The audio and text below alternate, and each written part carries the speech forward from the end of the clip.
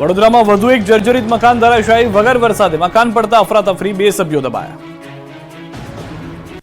ચોમાસામાં જર્જરિત ઇમારતો ધરાશાયી થવાના બનાવો જોવા મળી રહ્યા છે. ત્યારે વડોદરા શહેરના બાજવાડા વિસ્તારમાં એક મકાનમાં અંદરનો ભાગ ધરાશાયી થતા 2 વ્યક્તિ ફસાયા. સવારમાં વરસાદ વગર જર્જરિત મકાન ધડાકાભેર ધરાશાયી થતા અફરાતફરી મચી ગઈ. વડોદરા શહેરના બાજવાડા વિસ્તારમાં મેઇન રોડ શેરીના નાકે આવેલ એક જૂના મકાનનો કેટલોક ભાગ ધરાશાયી થતા ઘરમાં રહેલા 2 સભ્યો ફસાયા.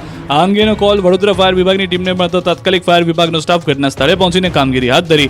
આ દરમિયાન એક વ્યક્તિને રેસ્ક્યુ કરવામાં આવી અને તેઓને ઈજાઓ પહોંચતા સારવાર થઈ હોસ્પિટલમાં ખસેડવામાં આવ્યા. આ અકસ્માતની ઘટનામાં ઘરમાં રહેલા કૈલાશબેન પંચાલ અને તેઓની દીકરી અંદર હતા. તે દરમિયાન બની હતી આ ઘટના. ફાયરના જવાનો દ્વારા તાત્કાલિક ધોરણે સહી સલામત બહાર કાઢવામાં આવ્યા. આ ઘટનામાં કૈલાશબેનને માથામાં અને હાથમાં ભાગે ઈજા થઈ છે.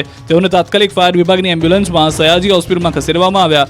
દરમિયાન મકાનની અંદર વીજ પુરવઠાને બંધ કરવા માટે MGVCLની ટીમ પણ તાત્કાલિક ઘટના સ્થળે દોડી આવી. આ સાથે જ ગેસ કંપનીની ટીમ અને પોલીસ પણ ઘટના સ્થળે પહોંચી હતી અને તાત્કાલિક ધોરણે બચાવની કામગીરી હાથ ધરી. જર્જરિત મકાન હોવા છતાં પણ તેનો ઉપયોગ કરતા આ ઘટના બની. નિર્ભયતા શાખા દ્વારા અવારનવાર વડોદરા શહેરમાં જર્જરિત મકાનો અંગેની નોટિસ આપવામાં આવે છે, પરંતુ તેના પર કાર્યવાહી કરવામાં આવતી નથી. ત્યારે ફરી એકવાર મોટી દુર્ઘટના ટળી, પરંતુ આ ઘટનામાં નિર્ભયતા શાખાને જાણ કરવામાં આવી છે.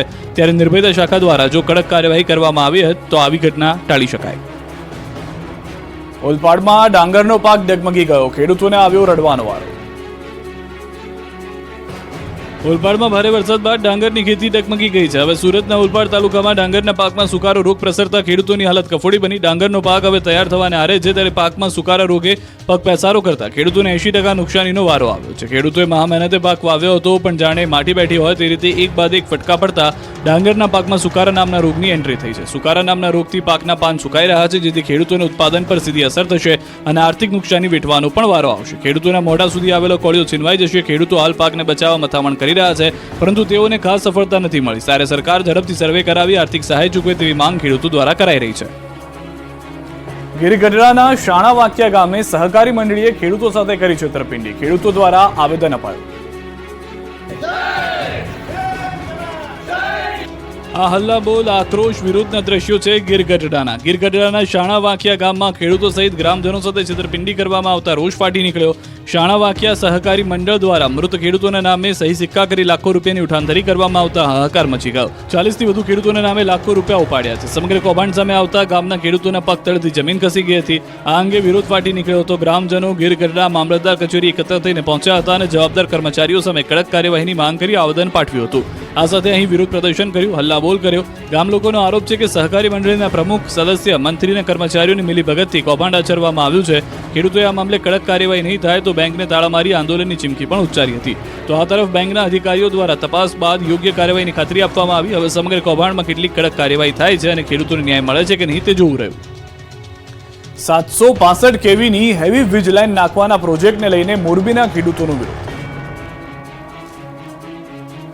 સૌરાષ્ટ્ર કચ્છના અનેક જિલ્લા તેમજ તાલુકાઓમાં ખેડૂતોએ બેનરો સાથે વિરોધ નોંધાવ્યો. ખેડૂતોએ પોતાના ગામમાં બેનર લગાવીને પાવર ગ્રીડ વીજ કંપનીના કર્મચારીઓને પ્રવેશ પ્રતિબંધ ફરમાવ્યો.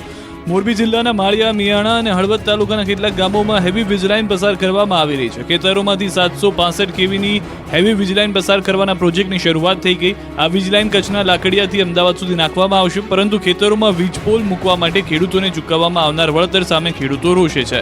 વર્ષ 2021માં એક કંપની દ્વારા હેવી વીજ લાઇન નાખવા બાબતે ખેડૂતોને પ્રતિ ચોરસ મીટર 1003 રૂપિયાનું વળતર આપવામાં આવ્યું હતું, પરંતુ પાવર ગ્રીડ કંપની દ્વારા ખેડૂતોને માત્ર 125 થી 150 રૂપિયા પ્રતિ ચોરસ ફૂટ વળતર ચૂકવવામાં આવી રહ્યું છે. ત્યારે ખેડૂતોએ વધુ વળતર ચૂકવવાની માંગ કરી. આ પ્રોજેક્ટ અંતર્ગત આવતા ગામોના ખેડૂતો ગાંધીનગરમાં મોરચો માંડવાની તૈયારીમાં પણ છે. અસંતોષ ધીરે ધીરે આંદોલનનો આકાર લેવા તરફ જઈ રહ્યો છે. વડોદરાની હોસ્પિટલને તંત્ર પર નથી ભરોસો, તકેદારીના ભાગરૂપે બોટ ખરીદી.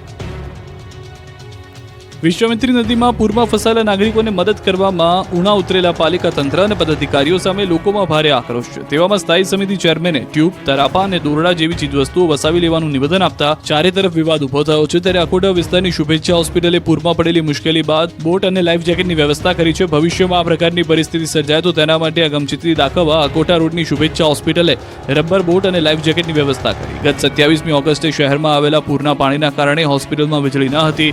ત્યાં દાખલ દર્દીઓ દર્દીઓ, પરિવારજનો અને સ્ટાફ માટે પાણી અને ખાણીપીણીની ચીજવસ્તુની અછત ઊભી થઈ ગઈ હતી. તેવામાં હોસ્પિટલના સ્ટાફે જીવના જોખમે ગળાડૂબ પાણીમાં ઉતરીને દર્દીઓ, તેમના સગા અને હોસ્પિટલના સ્ટાફ માટે જરૂરિયાતની ચીજવસ્તુઓની વ્યવસ્થા કરવી પડી હતી. તદુપરાંત પૂર બાદ ચોથા દિવસે કેટલાક દર્દીઓને અન્ય હોસ્પિટલમાં ખસેડ્યા હતા. તેવામાં ભવિષ્યમાં આ પ્રકારની પરિસ્થિતિ સર્જાય તો બોટ મદદરૂપ થઈ શકે તે માટે હોસ્પિટલની બહાર જ બોટને મૂકવામાં આવી છે. હોસ્પિટલે કરેલી બોટની વ્યવસ્થાને દર્દીના સગા આવકારી રહ્યા છે. વડોદરામાં પૂર બાદ એક ગેરેજમાં 400 થી વધારે ગાડીઓનો ખડકલો. સ્પેર પાર્ટ ખૂટી પડ્યા, મોટાભાગની કાર ટોટલ લોસ.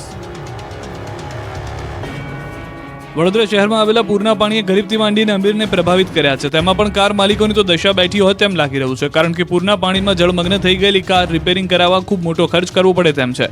ખર્ચો કર્યા પછી પણ દિવાળી પહેલા તો કાર નહીં જ મળે, એટલે પડ્યા પર પાટું માર્યા જેવો ઘાટ સર્જાવાનો છે. વડોદરા શહેરમાં પૂરના પાણી એવો વિનાશ વેર્યો છે કે શહેરની કુલ કારમાંથી 40% કાર ડૂબી ગઈ હતી. હવે રિપેરિંગ કરવા માટે ગેરેજ પર કારના ઢગલા થઈ ગયા છે. પૂરના પાણીમાં એટલા મોટા પ્રમાણમાં કારને નુકસાન થયું છે કે હવે ડીલરો પાસે બગડી ગયેલા કાર મૂકવા માટેની જગ્યા જ નથી. શહેરની 40% કાર પૂરના પાણીમાં ગરકાવ થઈ જતા તેના રિપેરિંગ માટે અફરાતફરી સર્જાઈ છે. આ જ કારણથી કાર ડીલરો અને ગેરેજ સંચાલકોને ત્યાં કારના ખડકલા જોવા મળી રહ્યા છે. હવે નોબત એવી આવી ગઈ છે કે બગડી ગયેલી કાર પાર્ક કરવા યોગ્ય જગ્યા નથી, જેના કારણે હવે ડીલર અને ગેરેજ સંચાલકોએ બગડી ગયેલી કારને પાર્ક કરવા ખાનગી પ્લોટનો સહારો લેવો પડી રહ્યો છે. હાલ ડીલરો ભાડું ચૂકવી ખાનગી પ્લોટ પર કાર પાર્ક કરી રહ્યા છે અને જેમ વારો આવે તેમ કાર રિપેર કરી કાર માલિકો સુધી પહોંચાડી રહ્યા છે. હાલ પ્રત્યેક ડીલર પાસે ઓછામાં ઓછી 400 કાર રિપેરિંગ માટે આવી છે, જેમાં મોટાભાગની કાર ટોટલ લોસ છે, જેને રિપેર કરવામાં ઘણો લાંબો સમય લાગી શકે તેમ છે. લગભગ 10,000 જેટલી ગાડીઓને રિપેરિંગમાં દિવાળી સુધીનો સમય લાગશે. કારની રિપેરિંગ કોસ્ટ ઓછામાં ઓછી 50,000 જેટલી જોવા મળી રહી છે, જેના કારણે અનેક પરિવારોની દિવાળી બગડે તેમ છે. મોટાભાગના કાર ડીલર્સ પાસે કારના સ્પેર પાર્ટ્સ પણ ખૂટી પડ્યા છે. અનેક કારના પાર્ટ્સ ઉપલબ્ધ નહીં હોવાથી બહારથી મંગાવવાની ફરજ પડી રહી છે.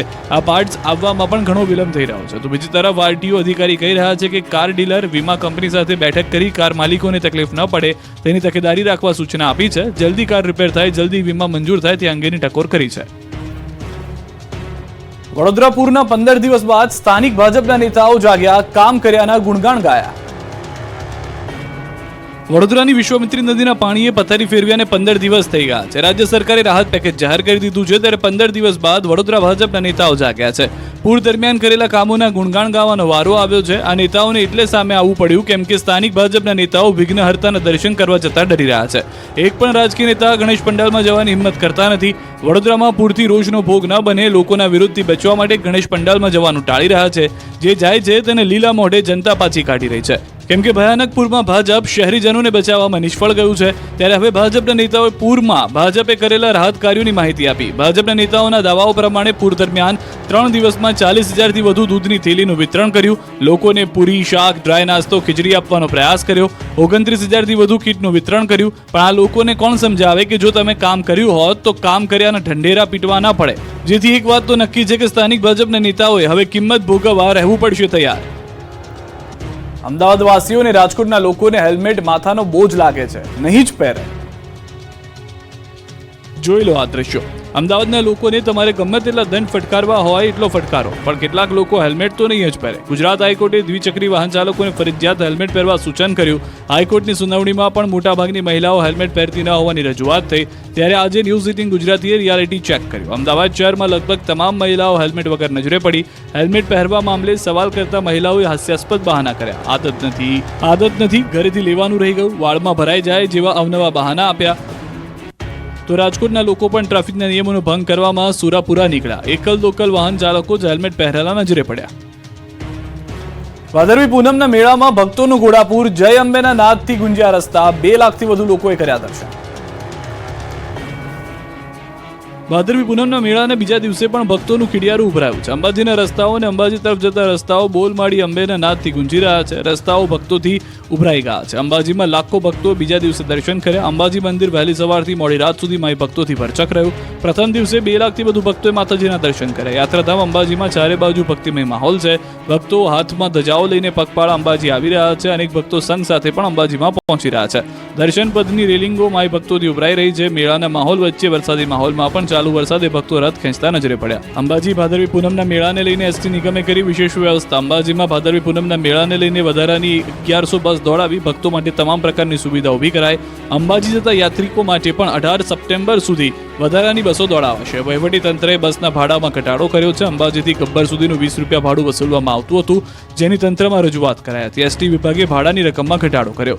તો અંબાજી મેળામાં જાહેર હરાજીને એક સરકાર સ્ટોલ દ્વારા મેળાનું વિશેષ બ્રાન્ડિંગ કરાયું. ભાદરવી પૂનમના મહામેળામાં વેચાણકર્તાઓની સુવિધા માટે વહીવટી તંત્ર અને શ્રી અરાસુરી અંબાજી માતા દેવસ્થાન ટ્રસ્ટ દ્વારા ખાસ આયોજન કરાયું. આ અનોખા સ્ટોલ મેળામાં યાત્રિકો માટે, શ્રદ્ધાળુઓ માટે આકર્ષણનું કેન્દ્ર ઊભું કરાયું. દાતા અંબાજી રોડ અને હડદાડ અંબાજી રોડ પર જાહેર હરાજીને એક સરખા સ્ટોલનું વેચાણ કરાયું છે, જેમાં 264 સ્ટોલનું વેચાણ કરાયું છે. અમદાવાદના ડોક્ટર પંકજભાઈ નાગર અવિરત રીતે 36 વર્ષથી પગપાળા અંબાજી ભાદરવી પૂનમના મેળામાં અંબા માતાના દર્શન કરવા માટે આવે છે. મા અંબા પ્રત્યેની આ અનોખી અતૂટ શ્રદ્ધાને કારણે તેમને વૈશ્વિક સ્તરે પણ સન્માન મળ્યું છે. તેમની અવિરત અંબાજી પદયાત્રાની નોંધ 34 વર્ષે લિમ્કા બુક ઓફ રેકોર્ડમાં લેવાઈ હતી. હવે તેમની આ અદ્ભુત અને વિરલ સિદ્ધિને વર્લ્ડ બુક ઓફ રેકોર્ડમાં પણ સ્થાન મળ્યું છે.